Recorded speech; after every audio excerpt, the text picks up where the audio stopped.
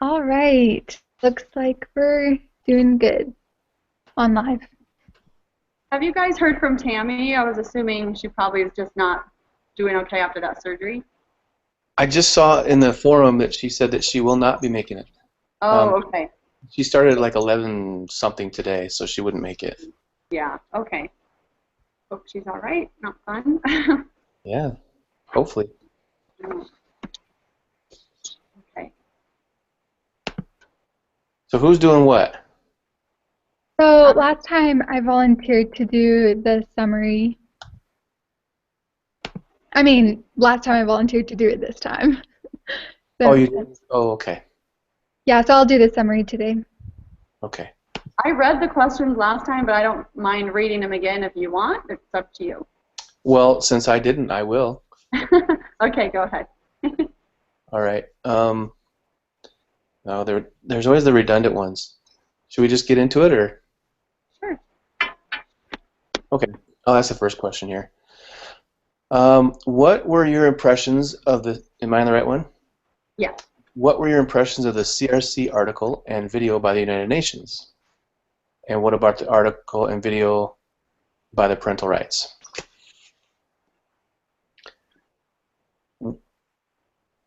No one has. I found it all very overwhelming and confusing and wrote 1,000 notes on the CRC, and I was really overwhelmed with all of it, to be honest. I mean, I have a lot of notes and about the ratification and stuff. I don't know, it was turning into a history lesson, and I was a little bit overwhelmed. What did you guys say? I'm going to go next, and then maybe you can clear me up, Catherine. You seem Okay. to be pretty good at it. So I originally, probably like everybody else, I'm reading it, I'm like, oh, that's good, that's good. I don't see what's wrong. What's wrong? I don't see what's wrong. And I kept looking for stuff that didn't sound too bad to me, and it all sounded pretty good. And then, except for that video, the parental rights video kind of helped me to. It may not necessarily be that it's all that there's, like, I guess, bad stuff worded in it, but it's the part that we're relinquishing our power as parents to the government, which would be bad. And I started thinking about how some other countries might need that type of a thing because of the way that they do their, their organizations and stuff. Our country already has stuff in place for it, and that's what I kept thinking. But there is one question that I had when I was looking for something that was, because there's a lot of things that'll say, oh, it's bad, it's bad, it's bad, which I can agree. But there was one thing at the bottom of one of those pages on the CRC website, and it said, the recommendations, it says, what does this statement from the Children's Right Campaign.org mean? Oh, that's what I said, sorry. My glasses. I want to know what this statement means from the Children's Right Campaign.org. The recommendations, okay, I guess I just took half the quote. Quote, the recommendations remain just that. The CRC provides no enforcement authority to the committee or any international body to enforce the committee's recommendations. That's at the bottom of one of those pages on that site. So I'm wondering, are they telling us that they don't have any authority to recommend? It's just recommendations? It's not, how does that, how does that work? Is that more confusing or not? It kind of is more confusing because it does sound like they're not having the authority, but I thought that was the point, was that they have the authority. Yeah. Yeah. What do you think, Catherine? Yeah, I wasn't really sure either, especially when I tried to do more research about it. Like, well, just jumping to the next question a little bit because I think it might clear up something. Um, I I found that there wasn't really much of a change. I don't know, maybe you guys did in other countries where they had the CRC. There wasn't really a change, so maybe they don't enforce it, but it was hard to find information about that. Uh, okay, that was the other area. I had a hard time finding negative examples of it, but I did have, probably similar to you, a lot of times finding that their countries just weren't enforcing it. Yeah. I do I have a do, couple. I do think though, John, when you said in the beginning that maybe we don't need it because our country has already have a lot of rights in place for children, that makes more sense to me when you say that because it did seem like there's only us in Somalia, right, that don't have it. Mm-hmm. And so I thought that was really odd that every other country did and we didn't. But that does make more sense because we have so many other rights and so many other laws in effect to protect children's rights. So I guess maybe we're just saying that our plan is better than that one, I guess. That makes sense to me. And actually, that video. Go ahead. Oh, I was just agreeing. Oh. The parental rights video. They said that at the beginning too. That we have our laws, and that our laws are usually protecting the rights of children anyway. Right. I could just see how it could go really bad if it was ratified, and then us as parents relinquish our, because the video that we watched with Hutton, Kelly. Kelly, Um, one of her things she was quoting about how we can't force our kids to go to church or whatever like that. I personally feel like, actually, I feel like that's part of our religion, is that we don't force our kids to go to church. Anyway, so I was thinking that's not a bad thing, that we don't want to have, because some parents in a bad religion, if they're forcing their kids to go to church, that could be a bad thing. Where do you draw the line on that, though? I mean, I don't want to give that power to the government. No. Yeah. Yeah, the whole thing is just really controversial again. I mean, on one hand, it could be like with discipline. It's like, yeah, you don't want these children to be abused, and so you want them to have rights to not be abused. But then again, that would take away our rights to discipline them as we see fit. That won't, necessarily harm them, hopefully. Yeah, But it's so hard to, I don't know. it is. I think I can agree with not wanting to have it signed, though. Yeah. Yeah, me too. Because I feel like we would be kind of giving up our parental. I think we would give up our parental rights. So I think there's a lot of good in it, but unless it was reworded, I wouldn't want it either. Yeah. Should I do the next question? Sure. Yeah, well, has anybody lived in a country where it's been ratified already? Nope. No. I haven't. Did you find any examples of any countries that have had it that were positive or negative?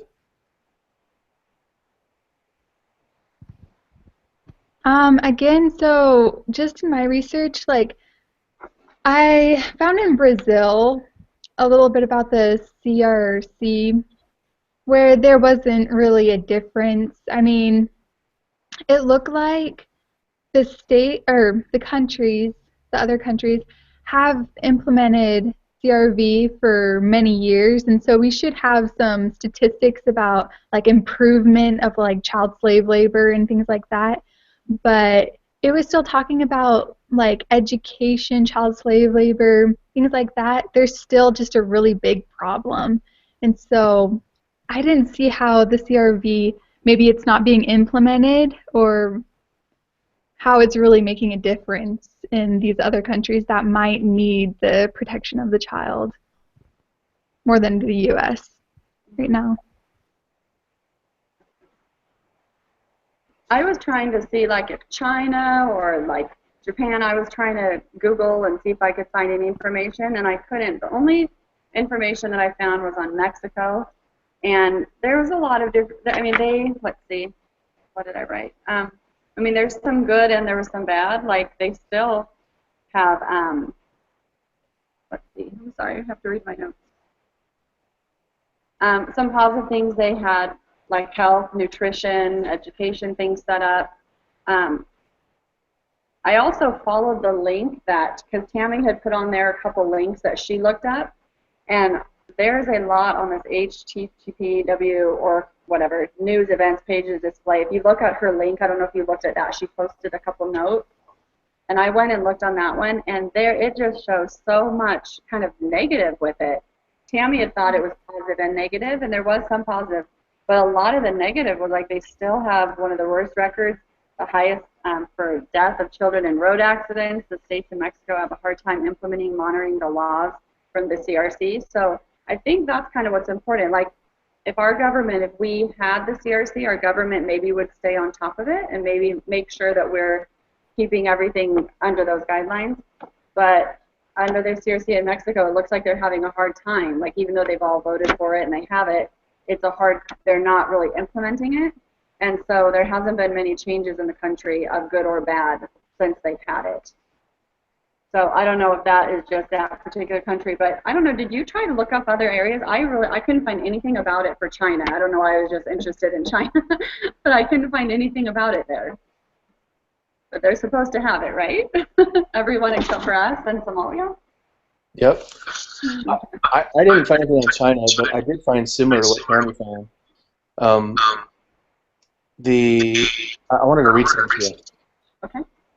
It's basically similar. This is a site that I found talking about how countries have ratified it, but they're talking about, I keep hearing myself coming back in the speaker. It's throwing me off, sorry. The human rights in general. And they refer to women, but they also refer to children. Let me just read this part to you. It says, I think it's a pro site, a site that's pro-CRC, but I couldn't figure it out. But anyway, it says, each of the 6 major human rights treaties has been ratified by more than 150 countries, yet many of them remain hostile to human rights. And it says this raises the nagging question of how much human rights law has actually influenced the behavior of governments. There are undoubtedly examples where countries enter into human rights treaties and change their behavior. And it goes on to talk about how, the rights against women and things like that. But he says the puzzle is how to reconcile this with the many examples of blatant human rights violations. Saudi Arabia ratified the treaty banning discrimination against women in 2007, and yet by law subordinates women to men in all areas of life. Child labor exists in countries that have ratified the CRC. Tanzania and India, I couldn't say the Uzbekistan, whatever it is. But for example, powerful Western countries, including the U.S., do business with grave human rights abusers. So it doesn't sound like it's really doing much, and it might have something to do with the fact that we're a democracy, and so you were talking about this, Nicole, and started making me think. Some countries are going to be more dictatorial, authoritarian, and with us, we're more of a democracy. So maybe some of these countries, they don't have that type of I don't know if they have that type of a governing board that would enforce it. It's just like whether they want to or not. And on the other side of it is with America, what scares me is that like Kelly was saying in the video, is that any judge can just pull from that document to make it into their favor, and that's where it can be a problem as well. But I don't know. That's just what I found on that. Right. The UNICEF thinks it's a great idea. I found that. Mm-hmm. Yeah, I was surprised that they did think it was a good idea, just because I kept seeing more negative. But yeah. There were a couple positives that I found from the UNICEF, though. It said in countries where there has been incorporation of the CRC, examples are Belgium, Norway, and Spain. Interviewees were more likely to say that children were perceived as rights holders and that there was a culture of respect for children's rights. And it says, moreover, it was variously reported that it gave politicians, public officials, and non-governmental organizations who wanted to advance the cause of children's rights a hook or leverage that was particularly influential when it came to ensuring integration of the principles in domestic law and policy. So I guess it gives people who are fighting for children's rights the strength to be able to do that. Right. So much information, huh? It is. Okay, next one. How did Kelly's presentation help your understanding of the ecological approach to family advocacy?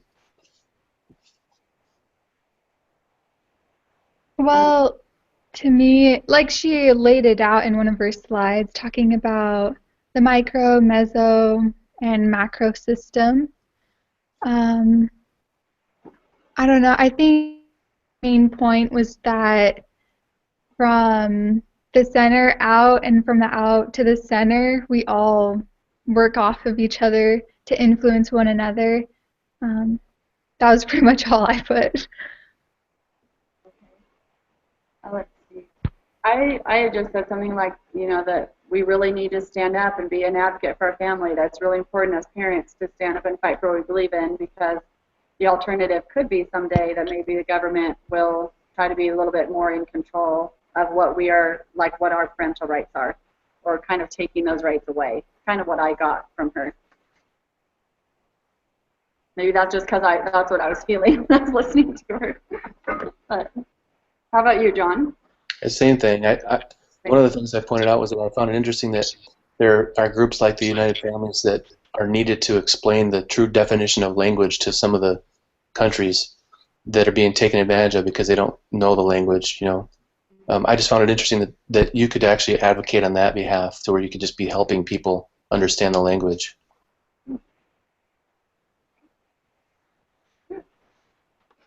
I think I'm noticing that Tammy is our talker in our meeting.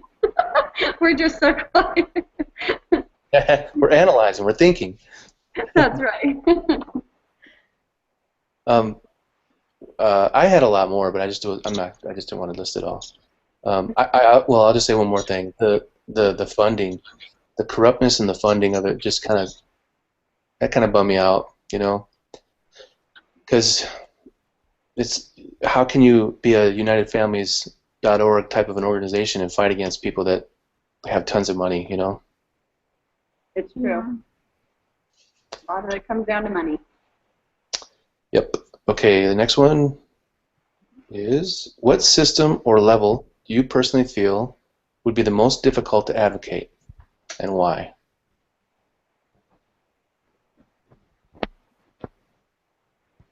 I'll go first. So I put the family because, as Kelly explained, those who are pro-family are the ones that are spending time with their family and using their resources to support their own family or their extended family members. And so they're using all their time and energy, and it's hard to like reach out and use your time to go like into the macro system or macro level and things like that when you're so involved because you want to build your family, if that makes sense. We're too busy raising our families. Why we got to deal with all this other stuff, right? Yeah. Why are we got to be out there making up new stuff? It is hard because, like you said, when you're trying to deal with your own family, and that seems like that's all that's important, but then, unfortunately, like if we don't do anything with the other systems, then they're going to break down and they're going to mess up our family, I guess.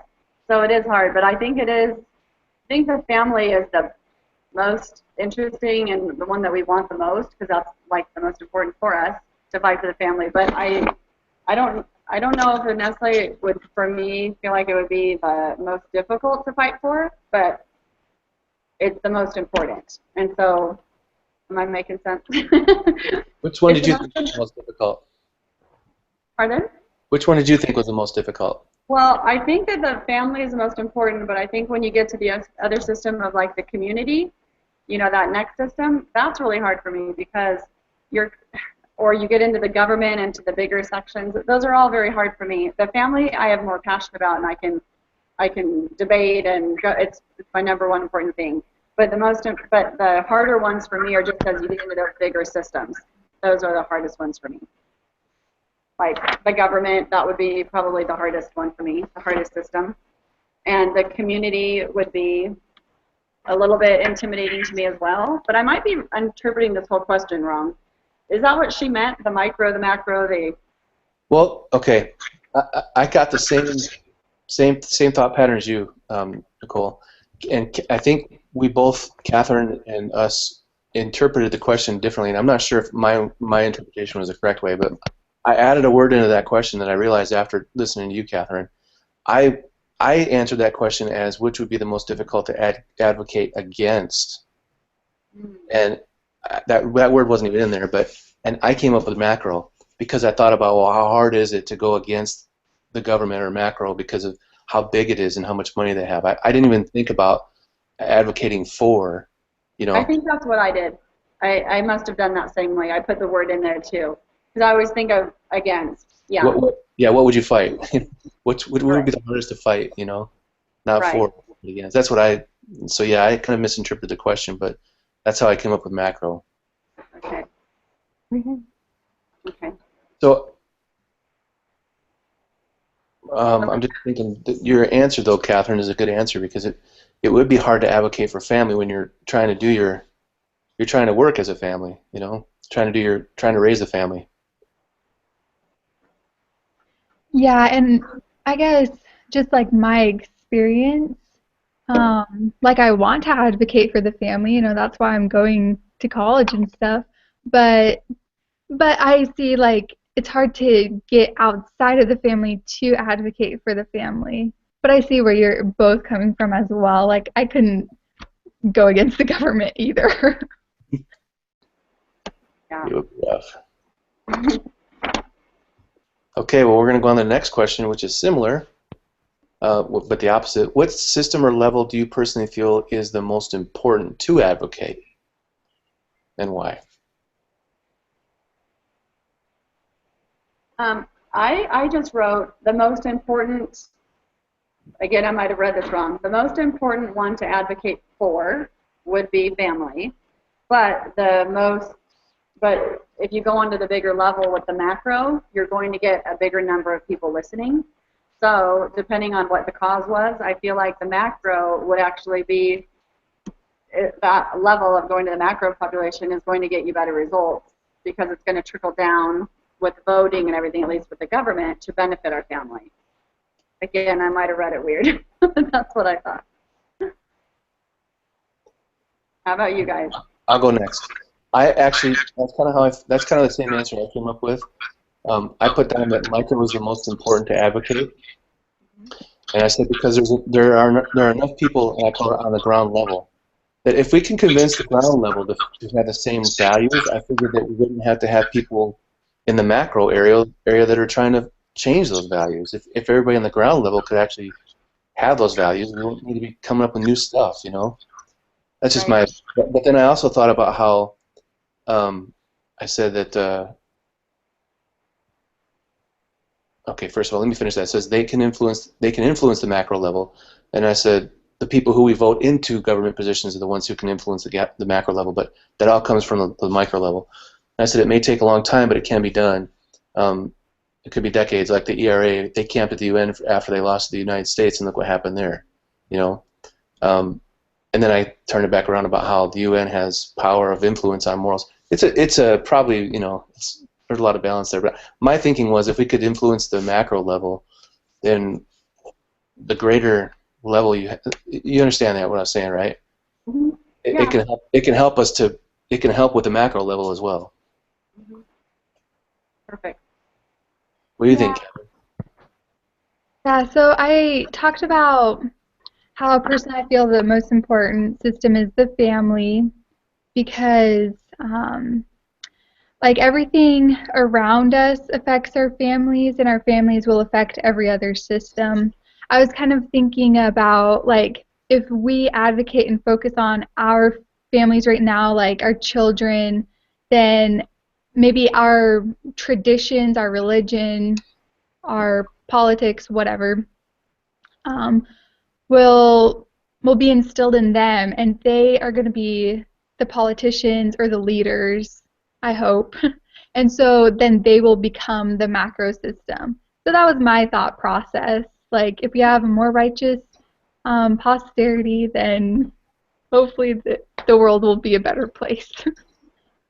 Good. I agree with that 100%. Uh-huh.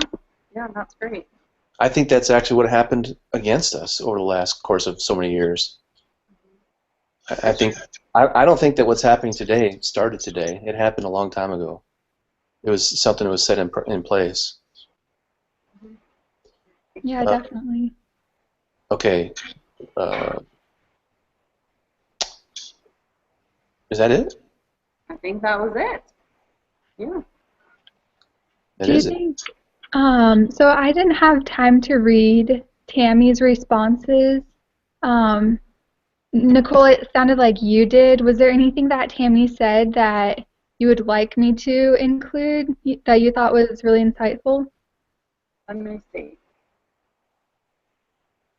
One thing that she said, which was kind of just interesting, was she said, let me look at it here.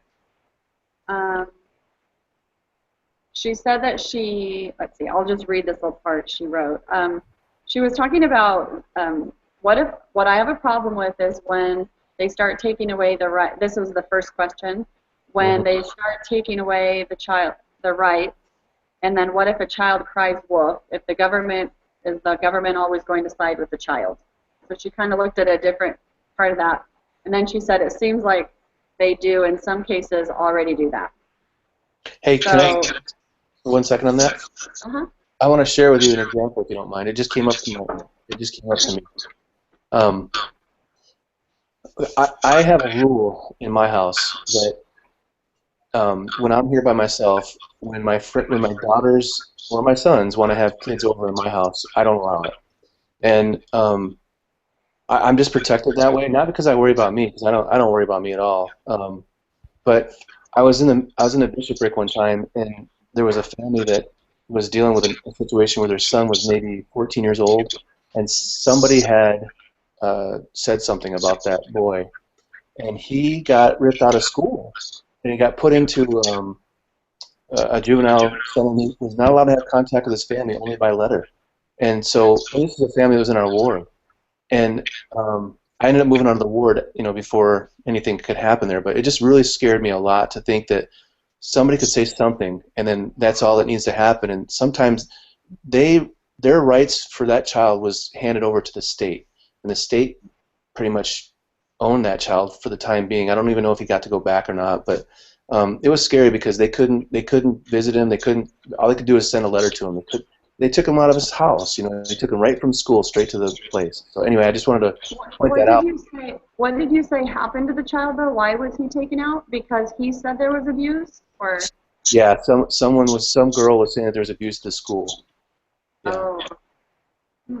and in Arizona, there's like a no tolerance policy with that, and so so that's just an example to illustrate Tammy's point that it's happening now. It's been happening. But we don't want that to happen worse. Very. Yeah, I mean, I know of a story where children crying wolf on other children, like maybe a teenager, and then they have a sibling and they get mad at the sibling or whatever, tell the school counselor, and it's just a mess, and then that older sibling has a record forever of Forever. Yep. something that may or may not be true. Yeah, Yep. So yeah. that's true. That was kind of everything else. I'm looking at her stuff. Let's see. Um, she kind of looked like she agreed with what we all said. Where it says about the Kelly video, she said, I have one word. Wow, it's amazing that they reel you in on their side by having a few good concepts, but then when you read the fine print, it's mostly concepts that you would highly disagree with. Very underhanded and sly. So she was just saying the way, and that's with everything, I guess. The way they word things, you got to read the small print, all these things you're signing in front of Target that they want you to sign off for. you know, they give you this one little blurb and it sounds great, and then you read it and you're like, oh my gosh, this is not what you just told me. So you just have to always read the fine print, I think. So I would agree with her on that one. With the parental rights, you got to read every little word because they're kind of misleading sometimes. But other than that, I think she pretty much said what went along with what we said. Okay, great. I will start into the summary then. Okay. All right, so John and Nicole and myself, Catherine, were able to talk today about the CRV. Tammy was not able to come, but she contributed to each of the answers. So today we had an awesome discussion about the article of the CRC and our initial thoughts about both the United Nations and the parental rights articles. Nicole thought it was just really overwhelming at first, but she said maybe we don't have the CRC in the United States because our laws already protect the children. And so there wasn't really a need for it where we are here. And John at first said that he didn't see what was wrong with it, with the CRC, But then he started seeing after a while, like, okay, maybe the parental rights could really be um, taken away by this. And Tammy contributed and talked about how it would be totally wrong if the child cried wolf and then the government would side with the child. Um, and we did some research about other countries and if they have, because all of the other countries besides ours and one others um, has the CRC in place. And so from my research, I looked at Brazil specifically, and I didn't really see a difference, and neither did John. He saw that there was still many hostile or much hostility to human rights in other countries. And he said that in Saudi Arabia specifically, they signed the treaty, but no changes to child or women's rights were made. And then Tammy mentioned that there was mostly negative things that happened because of the CRC, but there's just still problems. Nicole looked at Mexico, and she saw that there was still problems and that they weren't really implementing the CRC article. Um, okay, so after watching Kelly's presentation, we saw that the microsystem, the mesosystem, and the macrosystem were all contributing factors to family advocacy. Nicole felt really inspired to stand up and be an advocate and influence the world because she felt like just one person can really make a difference in the macro system. And Jonathan talked about how we also need to help other countries to advocate and work together, and how even funding can manipulate a lot of other nations. Um, and I just talked about how Kelly mentioned all of the macro, meso, and micro system. All right, and so at the end, we shared our beliefs. Um, John thought that the government would be the most difficult to advocate because it's so big and so hard to fight against. And Nicole felt the same thing, that macro systems were just really hard. I took a different approach and talked about how I thought the family was really hard because the people that are advocates for the family are the ones spending all their resources, time, and energy for the family. And then we talked about how we feel it's most important to advocate for the family. I think we all agreed with that. But John and Nicole especially felt strongly about advocating for the macro system, like for the government, because with better results in the macro system, the effects could trickle down and help us to have happier lives with our families. And so that's what we talked about today. Thanks. Yeah. Very Good good. job. Very good. Perfect. Thank you. Yeah, thank you. Do you want me to, do you trust that I could try next time to set the meeting up? Yeah. Okay. I will do it next time. Sorry, that was a crazy day. Okay. We're here though. That's Yeah, we made it. I don't remember who, so I recapped and did the questions last time. Are we just going in order? Who recapped after you last time? Who did the summary? Was it you, John, or Tammy? I don't remember. I can do the summary next time if you Can't guys. remember. Okay. All right. So I'll start the meeting and you do the summary. We're good? Yeah. Okay. All right. Bye. I'll post it. All right. Okay. Well, thank you. Have a great weekend. Thanks, you guys.